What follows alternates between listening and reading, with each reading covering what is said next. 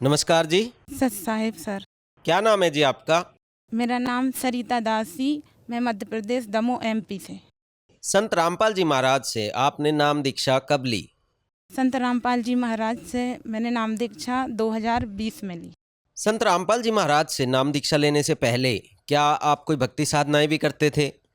संत रामपाल जी महाराज से जुड़ने से पहले मैं सारी देवी देवता, नौ दुर्गा, सोमवार, जितने देवी देवताओं के व्रत हैं मैंने सब किए। पहले आप जो देवी देवताओं की भक्ति साधना करते थे, उनसे आपको क्या-क्या लाभ हुए? देवी देवता की भक्ति करते हुए मुझे कोई भी लाभ नहीं हुआ। और मेरे पापा की 2017 में बहुत ज़्यादा तबीयत खराब हुई थी। मैंने हनुमान जी, शिव जी सबके यहाँ अरदास लगाई, जैसे मन्नत की वो बांधते हैं मैंने वो भी बांधी कि मेरे पापा बच जाएं, लेकिन मेरे पापा नहीं बचे। मेरे पापा की ऐसी मृत्यु हुई जो आज तक किसी की नहीं हुई होगी। आप बता रहे हैं कि आप हनुमान जी और अन्य भगवानों की सेवा करते थे, लेकिन उनसे आपको लाभ तो नहीं हुआ, बल्कि आपके पिताजी की तबीयत इतनी खराब हो गई कि आपने सब देवी देवताओं से आपके पिताजी को बचाने की प्रार्थना की, लेकिन कोई फ़ायदा नहीं हुआ और आपके पिताजी की मृत्यु हो गई। ये सब दुख सहन करते हुए फिर संत रामपाल जी की जानकारी आपको कैसे हुई? सर जी, संत रामपाल जी महाराज से मेरे पति जुड़ गए थे।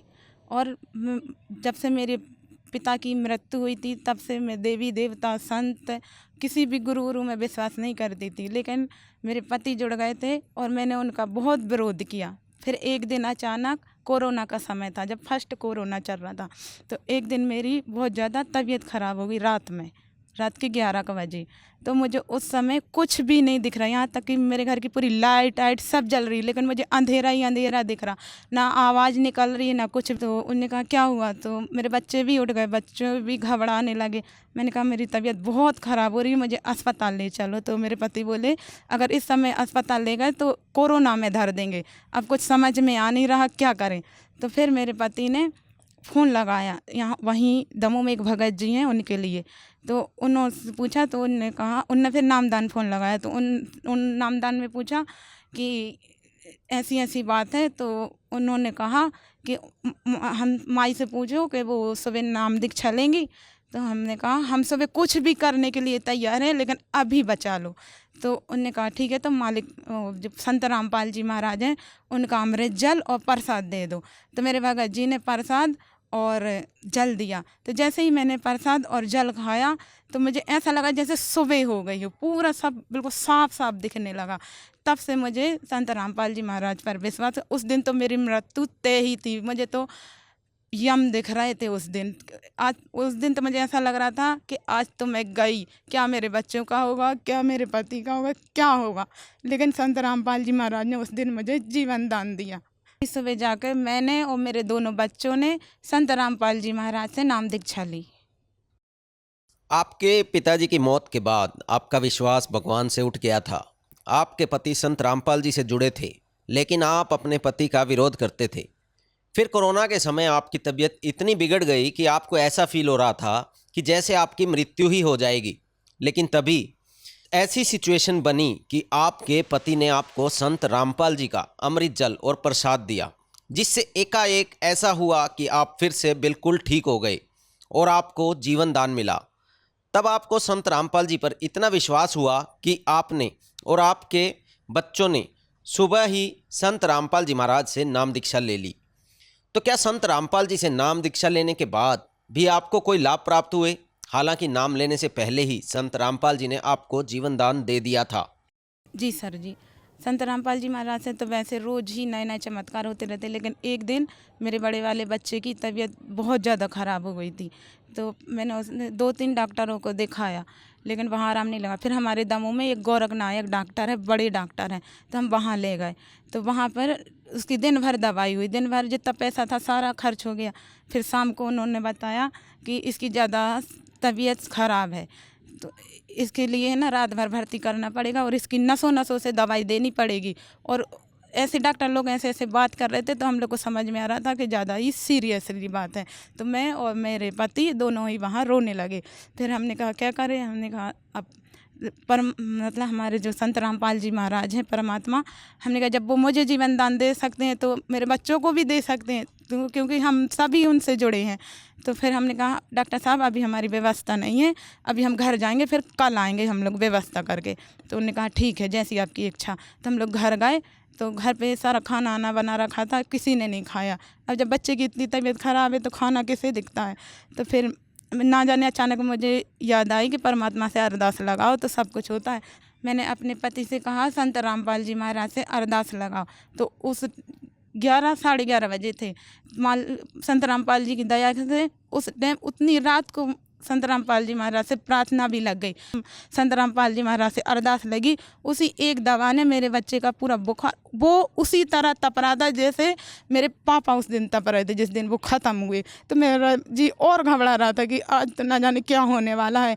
लेकिन संत रामपाल जी महाराज की दया से मेरे बच्चे की जान बची। और जो रिपोर्टें उसकी ऐसी ऐसी बता रही थी घबराहट होने वाली, वो सारी नॉर्मल आ गई। सर जी मुझे है ना, जब मैं संत रामपाल जी महाराज से नहीं जुड़ी थी उससे पहले से 10-15 साल पहले से छोटे ही से मेरे सर में दर्द रहता था। मेरे दोनों सर तरफ की नसें इतनी मोटी मोटी फूल जाती थी।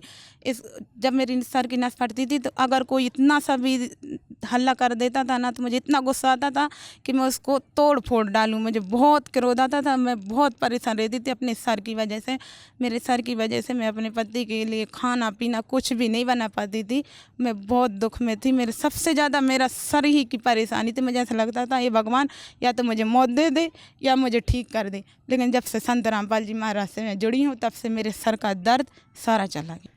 सर जी संत रामपाल जी महाराज जी कहते हैं कि जो मेरी भक्ति और मर्यादा में है तो मैं उनके रिश्तेदारों को भी डिस्टर्ब नहीं होने दूंगा ताकि मेरी आत्मा को दुख ना पहुँचे। अब इसी से जुड़ी मैं आपको एक बात कहना चाहती हूँ। अभी 2-3 महीने पहले मेरा भाई का बच्चा है छोटा सा 3 महीने का, तो वो इतने ऊंचे झूले से गिरा है कि अगर कोई और भी गिरता ना तो शायद मुश्किल बचता। लेकिन हम लोग इतने घबरा गए कि बच्चा गिरा तो कहाँ गया, और बच्चा झूले से गिरा तो वो झूले में नीचे नहीं है। यहाँ एक सोफा रखा था तो सोफे के नीचे इतनी से छोटे से कम्बल पे औंधा डला है, ना रो रहा है ना कुछ भी कर रहा है। और जब हमने उठाया उनको तब जाके वो रोया है।